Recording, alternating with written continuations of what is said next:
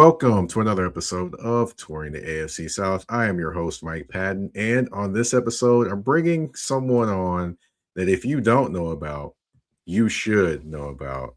That would be an electrifying wide receiver that played for the Houston Oilers back in the run and shoot days with Warren Moon as quarterback. That would be wide receiver Haywood Jeffires. What's going on? Oh, I'm doing great, Mike. How about yourself, man? Hey, Doing it's great. Christmas time and it's 80 degrees here in Houston.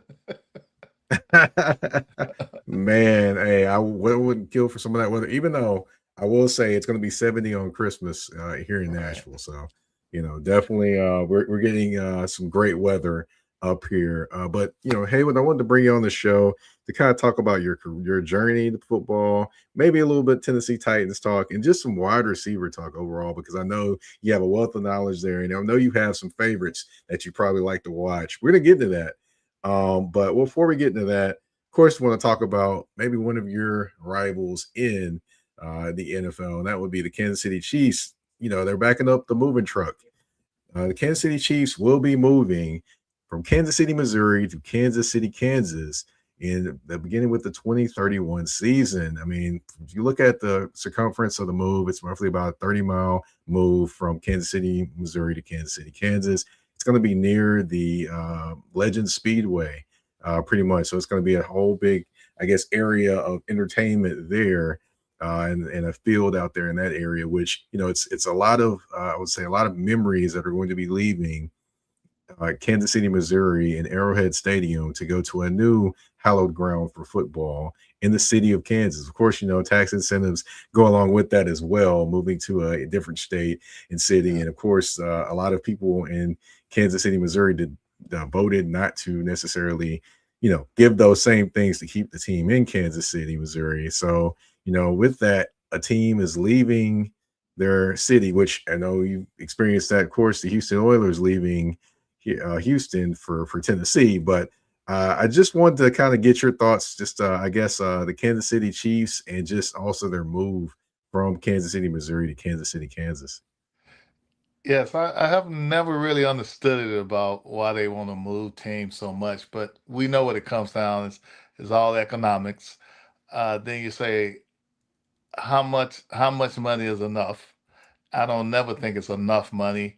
And I think when you perceive the situations when teams, want to leave or should they stay, and it seemed like the economics went out instead of the fans and itself. So at the end of the day, the fans would never win the economics. So, and I hate that for that. And Arrowhead is a very special place for me and my former team, the Houston Oilers. Even when I was there, we always had great rivalries, and especially when you went there, it was tough to play. So the noise and being outside. You didn't want to go during December and January because you know how the weather was going to be. But I'm kind of feeling remorse that that they had to leave. But it's not just them; it's everybody. Right, right. And then you were telling me before we got on there about one of your best games there, or one of your former teammates' best game there as well. Can you talk about that again? Well, of course, Warren is the greatest quarterback that I ever played with, and I think he's one of the top 10 quarterbacks of all time. I just remember going into Kansas City that day, and of course, it was cold. It was around the December time, and we went there. Of course, we passed the football a lot. We ran the run and shoot. We had a offense that liked to pass the ball a lot, and as you knew during those days that we was known as the run and shoot. But that day was a special day, just not for myself, but for Warren too, because Warren threw for 545 yards, and I had 9 catches for 245 yards. And believe it or not, I only played 3 quarters, and I don't know why we just didn't keep going for records. I was like, wow. Well, when you're in that groove, you don't never want Hmm. to stop. But of course, we got the lead, and you know how they like to do. Don't want to make the team too upset if we got the game won and try to stick it to them. But we hated Kansas City. Stick it to them because I know they would have stuck it to us. So, but I don't know, man. It was a lot. It was a lot of fun. And it was a great day for the Houston Oilers. Yes, sir. Yes, sir. Man, I got to go back and look at that tape and find that because I Oh would yeah. love to watch that one. But one thing I know a lot of people love to do is love to watch you play football, especially in the run and shoot that you mentioned, especially in Houston. But before we get to any of that, I want to talk about just your first part of your journey. What would you say you kind of fell in love with the game of football? Well, I grew up with a family. It was 11 girls and 5 boys. So, when I grew up, we couldn't stay in the house. So, we had to be outside all the time. And of course, the house was full. And during the summer, that was the greatest times, and we had to do something to keep ourselves busy because we stayed outside so much. And I guess my football career kind of started around 6 years old, playing in the little league, and that's where I really got started there. And believe it or not, I never played receiver. I always played linebacker or defensive end. So I still don't even know how I got to playing receiver, but as my body grew, as I got tall and slender, and I guess they kind of provided, say, hey, this is the position you need to play. Okay. All right. All right. So, as you go on, you matriculate to college, and then you become the 20th pick in the 1987 draft out of NC State. So, making it to the pros, can you just explain that feeling and you just, the elation or the joy or the crying or whatever it was when that moment happened where your name was called and you were selected in the NFL draft by the Houston Oilers? Well, just to go back a little bit there, I Hmm. accepted the scholarship to North Carolina State. Uh Uh, huh. and when I was going to North Carolina State my first year, we wound up beating Houston Cougars that had Elijah Wan and Drexler and all those guys that would just the slam five of jam or whatever they call them, but they never gave us a chance to win, which they still say was the biggest upset of all time. So I'm starting my first year off going in there to be national champs, on the basketball team, of course, but during that situation. So that started off being fun. And then, as my years went on, um, believe it or not, I went as a defensive back. And as we got kind of a shortage in receivers, so they decided to move me to receiver. And it kind of worked itself out. And as time went, as I was a senior, they was saying, hey, you have an opportunity to be drafted. And it looked like you wanted the top receivers that's going in the draft. And at that time, I was just glad to thinking that I was, hey, I'm gonna be one of these guys to be drafted. I never thought I was gonna be a first round pick, believe it or not. Um, I just thought of so many other teams and so many other players was just in front of me. But as I got on and started doing workouts throughout the seasons and going through the combine and playing in some of the All Star games. Um, the next time I knew, they said I was rated the number one receiver in football. At that time in '87, it was just it was a shock, but not at that time. I was really thinking that it was really happening until I got drafted. I remember I got drafted. I was in my apartment. My dad and my brother and some relatives and friends were there during that day. Back then in those times, you know, we had to stay Hmm. home. They weren't taking us nowhere. Like all the cameras only. The local news was Hmm. around you when you were getting drafted. Of course, I was in Raleigh, and that was in at North Carolina State, and they Hmm. gave me the call, and um, it was very exciting. My mom wasn't there. She was passed away that year before that time, but it was a great moment for me, an incredible moment, and it was almost funny we beat the University of Houston for the NCAA championship basketball, and now I'm coming to Houston.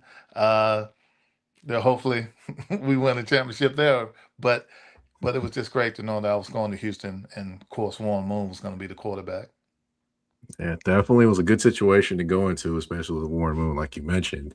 And speaking of Warren Moon, how was it actually playing with Warren Moon and just some of the personalities on that Houston Oilers team during that time?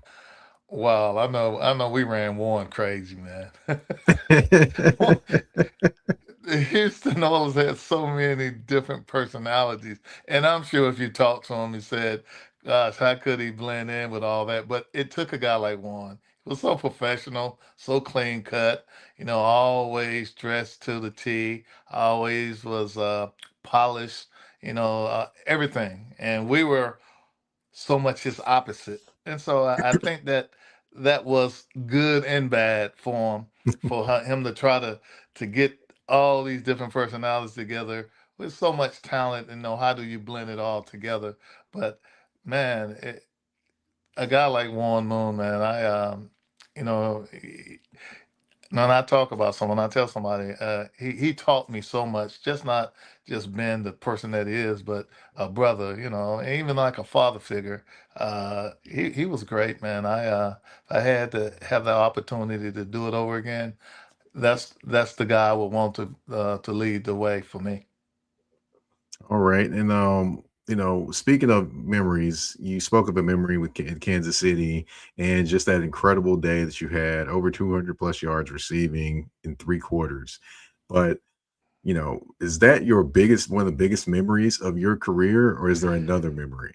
Um, Man, I got a lot of great memories. Of course, we can go into Cleveland to Pittsburgh, our rivalries, and then Cincinnati, because back in those days, it used to be the Central, not the Hmm. South. I got to get Right. away from the South when people get to talking about the South a little bit. They talk as that as Tennessee and the Texans and the Jaguars and and the Titans. But Hmm. I also had, and probably one of my other best games was against the Jets, and when we went to the Meadowlands, and I had 13 catches for about 200 yards there. So it seemed like Hmm. this cold weather thing always came out the best out of me. Uh, or whatever, and back in those days, we really didn't wear gloves, like they do Hmm. now. And that's a little cheating too. They got these. This ball gets to your hands, it sticks. So I wish we would have Hmm. had gloves like they had then. But no, I've had a lot of great memories. Those are two of my greatest memories. And then when we came back to beat Pittsburgh to win the Central, as far as the division, and I had like a 60-yard touchdown to cap that off. So man, I can go on and on about all the great times I had in the run and shoot, and catching 100 passes, at that time was very very tough. But we know how it Hmm. is today.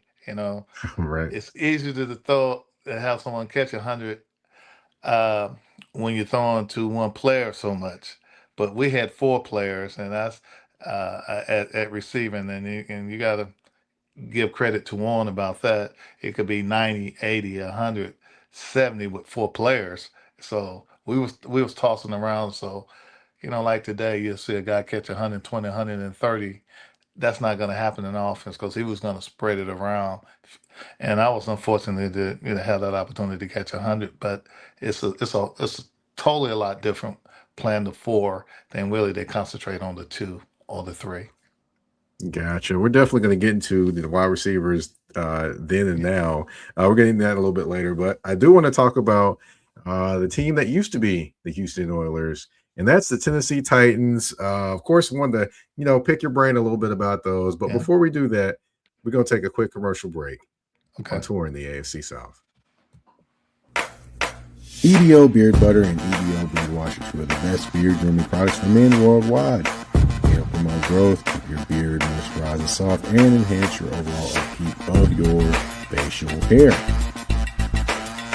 And with the new promo code MPAFC10, You can get 10% off all these products. Just go to www.etsy.com/shop/EBO Beard Butter. Again, that's www.etsy.com/shop/EBO Beard Butter. And again, the promo code MPAFC10. Again, MPAFC10, where you can get 10% off any products except for beard boxes. So treat your beard better today by going to get these the EBO Beard Butter and EBO Beard Wash.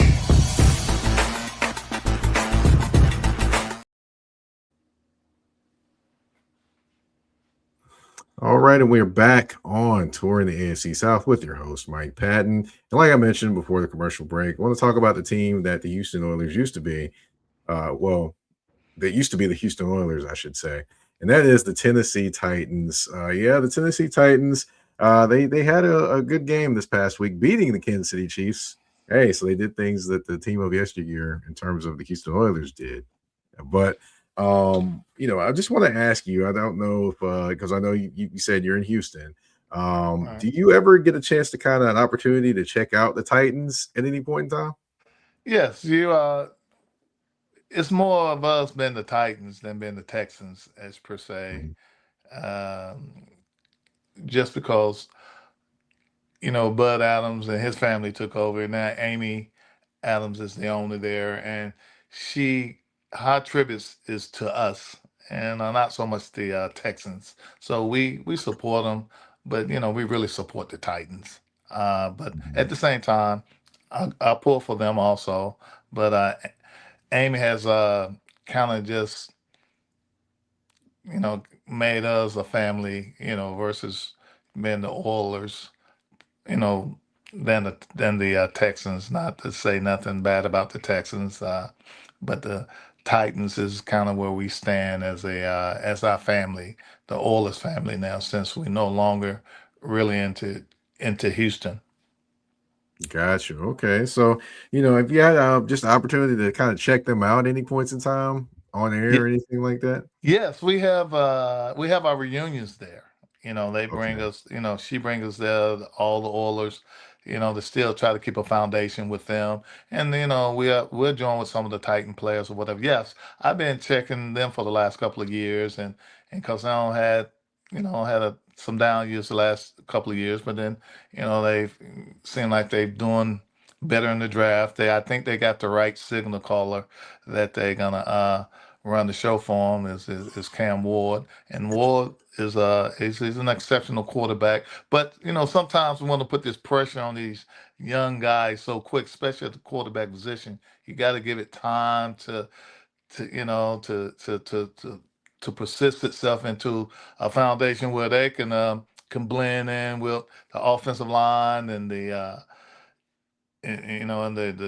wide receivers and the running backs. And this the the toughest thing about anything is, when you have a quarterback when he's young, how do you find that leadership and for him to have his teammates follow him? So it seems like they're on the right path. They starting to win games, and that's the first and most important thing is can you win football games? And and a great example is I think they've won the last two games, especially beating Kansas City. But we know Kansas City is a little sick.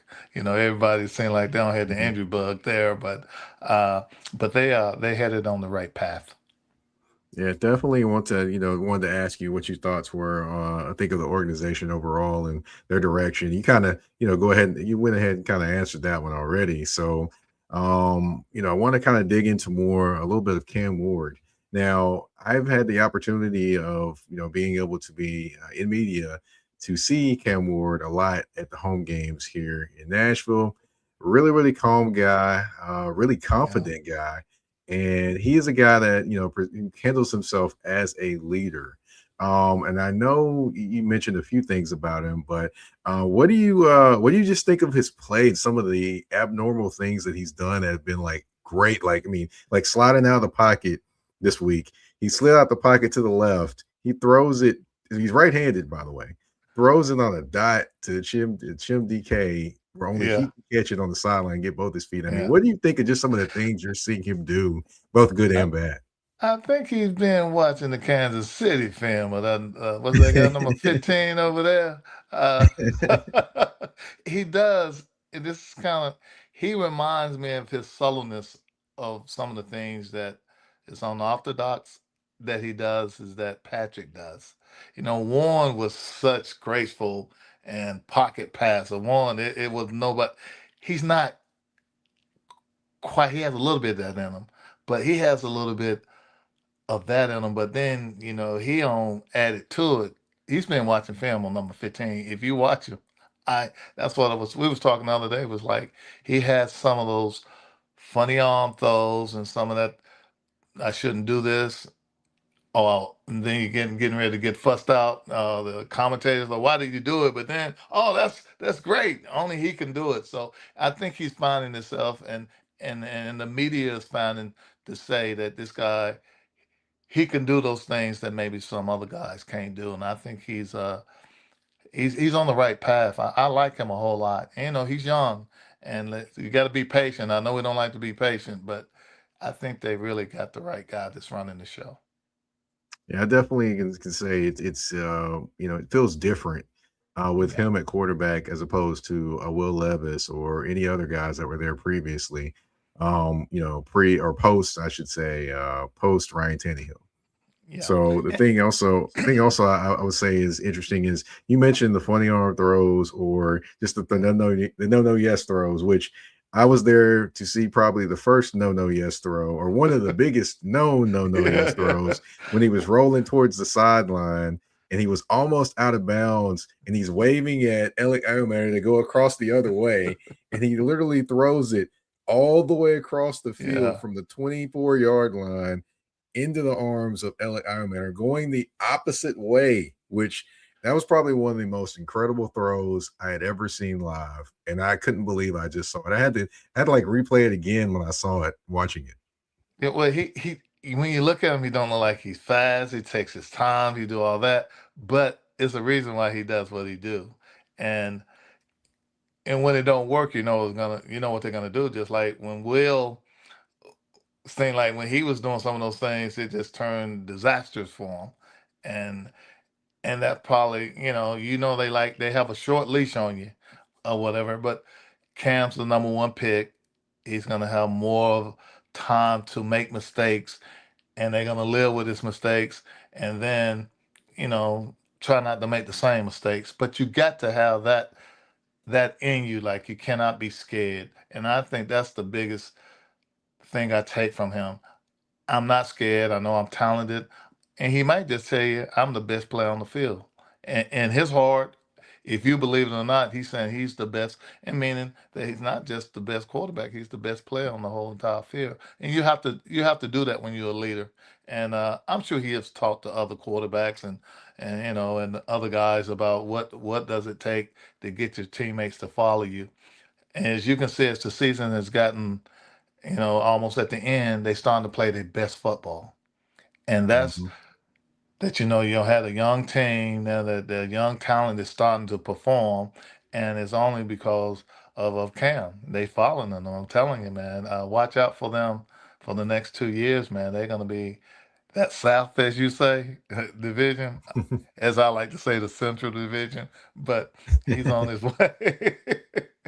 Yes, sir. Yes, sir. I mean, yeah, definitely. And you spoke about it, the young guys. I mean, you've got guys like that are surrounding him offensively, like a Gunnar Helm at tight end. You got a Chin Yeah, DK, who was a Pro Bowler as a return yeah. guy this year, but is still a talented wide receiver. You got Alec Iomanner. Those who remember, he's the guy that put up 200 plus yards on Travis Hunter when playing for Stanford against Colorado. Oh yeah, yeah, Um, yeah. and then you also have defensively, you have young guys like Cedric Gray. You have a veteran back there in Monty Hooker, but you also have a young safety in Kevin Winston Jr. So you have like a lot of talented players or that are first and second year guys that are on that team and continue to grow that team. So what are your thoughts just on their future and I mean, kind of maybe how fast you see them maybe getting to where they want to go? Because I mean, honestly, I've got a few ideas. I'm going to hang on to those because I kind of want to write those for the sporting news, by the way. But um, yeah, I have a few ideas in terms of things. But what are your thoughts just on the young guys and how you see them performing? Well, they're gonna have to do it because the South is not getting no easier because the Hmm. Texans are tough, the Jaguars is playing out of this world, and then you got Indianapolis. But they started off fast, and then they lost their quarterback. They just need to add talent because you're saying they got the positions. They starting. They got the DBs. They got the receivers, and maybe you got to add a veteran here or there, or find always in the trenches. You got to find your good defensive down lineman. A pass rusher, or a good another offensive line. Then you got to start building depth because injuries do just something that happens in football. Injuries, you never know when they're gonna come, but you got to be prepared for it. So, but now when you start winning, and having success, people ain't gonna say, "Hey, it's all right to be 4-13 or six and Hmm. blah blah blah." Now you got to get in that. I say in the next 2 or 3 years, they should be in that position where they can go for the division or get a chance to get into the playoffs because I think next year people gonna start finding out about them because right now they just trying to get on the radar and now Hmm. Cam, but you can never stop adding the specialty guys on your roster if they need another guy to add at wide receiver, go ahead and get them. It seemed like they set at tight end, uh, but you never know. Hey, bill and depth is everything in football. And as you can see in your defense, it seems like they got a pretty good defense, but you still got to have good depth because at one time I thought they was talking about trying to trade Simmons. I'm like, please keep them as long as you can. When you got good Hmm. players, let them fade off on their own. Hmm. You just cannot. Because when you're trying to win, it's tough to win with all young guys. You got to have some veterans there, Hmm. so to help you pursue what you're trying to do, and that's to win a lot of ball games. Yeah, definitely. This week, Jeffrey Simmons, after the game, he talked about wanting to be here, and one of the main reasons he wanted to be here because he believes that Cam Ward can be the guy to lead Yeah. them back. So that was a very, very positive statement to hear if you're a Titans fan. But one thing I want to hear from you, Haywood Jeffries, is your thoughts on wide receivers in today's NFL. We're going to take a quick commercial break. When we come back, we're going to dive into those and more on touring the AFC South. Okay. A shift. A shift is something that happens and changes the dynamics. And that's what happened when Garrett Logistics was born. After 10 years as a sales pro in the logistics world of sporting goods, John Garrett decided to pivot to the world of freight and start a brokerage. So you're saying to yourself, why trust Garrett Logistics? Well, Garrett Logistics helps shippers improve overall workflow, along with increased on-time pickup and delivery percentages. Last-minute loads, multi-drop pickups, and more are part of the services with Garrett Logistics. They're available Monday through Friday, 7 a.m. to 6 p.m., and Saturday, 8 a.m. to 12 p.m., all times Central Standard Time. So give them a ring at 615-400-8484. That's 615-400-8484, or you can email them at john@garrettlogistics.co or visit their website at garrettlogistics.co. Garrett Logistics, where the motto is, it's not just freight to us, it's your business.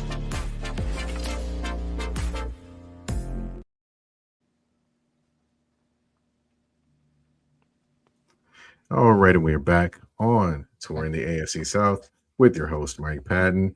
And like I mentioned before the commercial break, got to talk about the wide receivers in the NFL now. And I know you probably have got some thoughts on that. Um, Wow. so, Well, it's much easier, I can tell you that, to be wide receiver. so what wide receiver do you enjoy watching the most these days? I got from the rounds, Puka pretty good. Uh, he pretty good.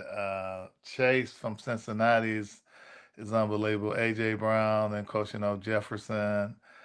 The guy Smith from Seattle. Gosh, Mhm. so many plethora of receivers. Pickens of Dallas. Just every time you look around, they come out of nowhere. You got like I think it's St. Brown's of Detroit. I mean, you have so Hmm. many, even Rice of uh, Kansas City. You can go on and on. But the difference is now this wide open for receivers. You can't touch them. I don't Hmm. know if they could have played with the likes of them DBs when I came up. They could put hands on you, and that's the difference. It's more free willy that you run free. That you can't Hmm. touch them. You can't hit them across the middle. You know they you hit them across the middle. That's a flag. So Hmm. they want you to score more points, and I get it. But the receivers are so big and so talented. I mean, you got what, AJ Brown, Philadelphia. I mean, it's not just one receiver. It's like two guys. I mean, I look at the Bengals. How do they ever not stop scoring? They got so many guys there. With Pickens and Jamar, and then you go to Detroit with Brown and Williams. I mean, Hmm. and and everybody has good wide receivers, and I don't know what they talk about when they say, well, they need a wide receiver.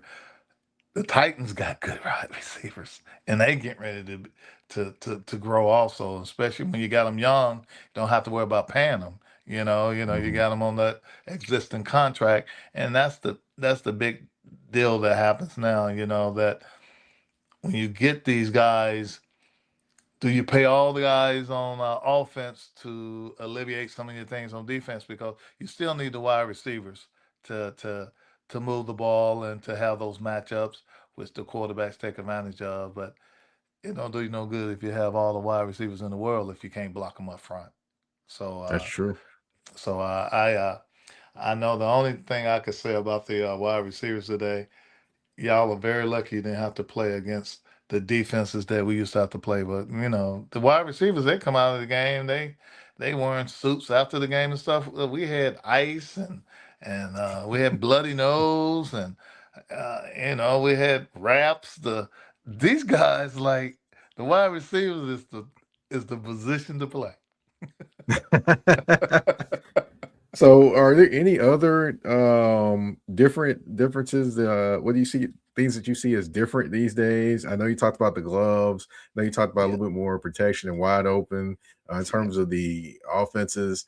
Is there any other things that you see different these days when the wide receivers are out there playing as opposed to the days when you were playing? Yeah, I just yeah, the wideouts do. You don't see the hands on the line of scrimmage with the DBs no more Hmm. because they so worried about it, they're touching them or getting the interference calls or whatever. Such so physical when I Hmm. played. I mean, you can't do all that no more. So you see more of the guys playing off. You don't see it too much as the man to man. Where they right up in your face. You don't see that as much no more. So that's a big difference. And of course, the safeties can't come across the middle and hit the guys, especially Hmm. as they like to call it. They're gonna throw that flag, if the ball cross you, and if you're not there. But back in those days, they're gonna hit you regardless. So if you come across the Yeah. middle, that was just a no-no if you came across. That's true. That's true. So in the AFC South, you didn't mention one wide receiver. I want to talk about him specifically. That would be Okay. Mr. Nico Collins. To me, he had I 10 was catches last year with 1,000. He had 10 games. He had 1,000 yards in 10 games last year, which is insane to me. But he did. What do you think of just his combination of speed and size and just his ability to just bully defensive backs out there at 6'4", about 210, 220? well, Nico Collins is. I'm gonna tell you what Nico Collins is, and it's the fit. It's not him running routes. It's not him. It's been that he can run and do all that. He has the jump ball that to me he does better than any receiver in football. It's the jump ball, and and that's what really makes him special. And I kind of remind me of myself a little bit. I used to love to just go with the jump ball, and I always say if I had to pick a guy that reminds me of myself or me reminding me of him, I don't want him to take that away to say I was him or you was me. But Nico, hey, you the man. and he does that better than anybody. He is a special guy, and he's right there. He's a top 10 receiver. He can even go even higher. You can't really pick really too many guys from any guy because if you're the guy on that team, you're a number one guy anyway. So Hmm. Nico. Nico gonna be playing for a while, and when Nico ain't in the lineup, you see how it affects the Texans even when he got hurt. Right. Correct. Correct. I got one other question for you, and I'm pretty sure this will be an interesting answer.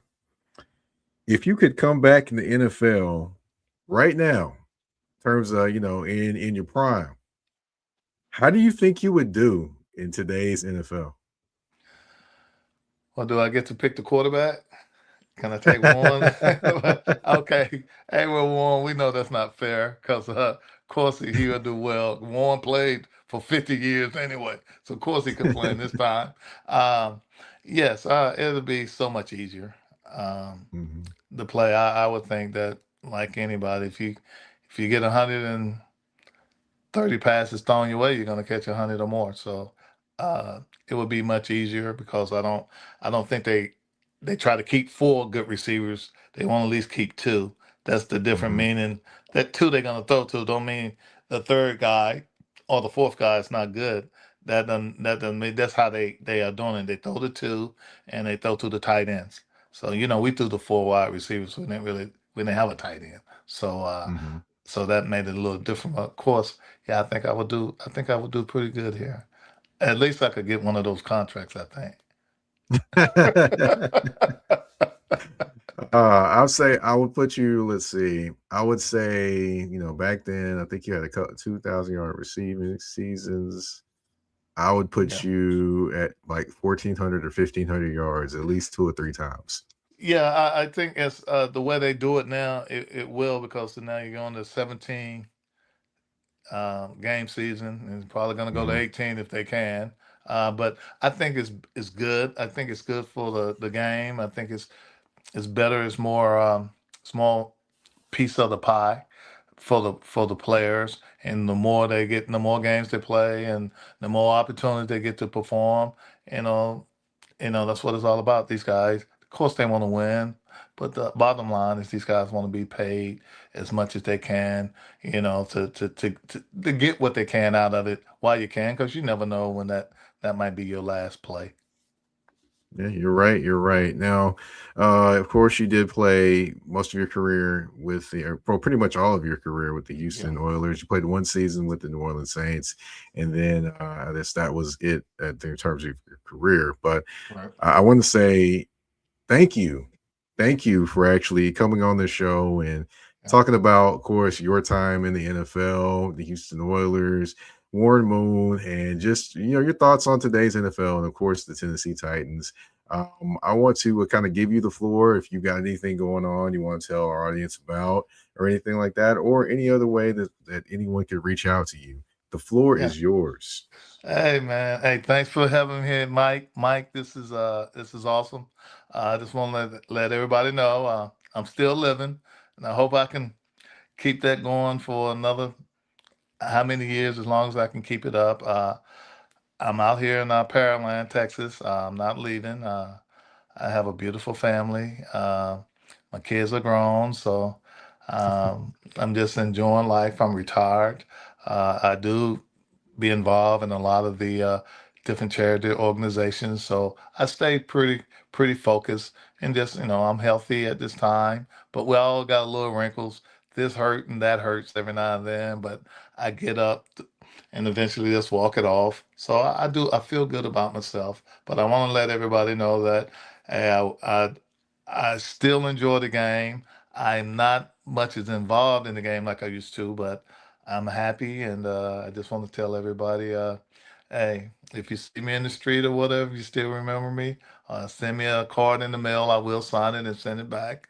But I'm still Free Willy. I'm always smiles. That ain't never changed with me. So, and I appreciate you for having me on the show, Mike.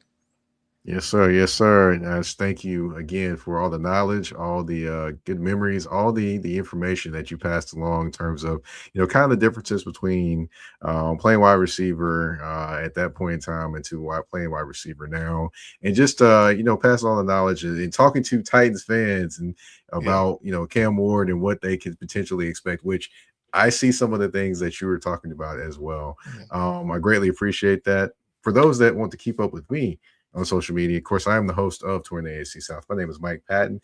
You can find me on the artist formerly known as Twitter at Mike Patton82. That's MikePatton 82. You can also find me on Instagram and threads at that's THA, not THE, underscore general underscore NP. You can also find Touring the AFC South on all listening platforms, whether it be Spotify, Apple Podcasts, iHeartRadio, Amazon Music, you name it, we are there. And also, you can find the Touring the AFC South shows on the Mike Patton Network, which is on YouTube as well. Go ahead, subscribe, click the bell.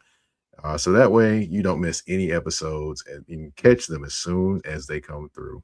Thank you all for tuning in to episode 371 of Touring the AFC South. We're out. Peace. peace.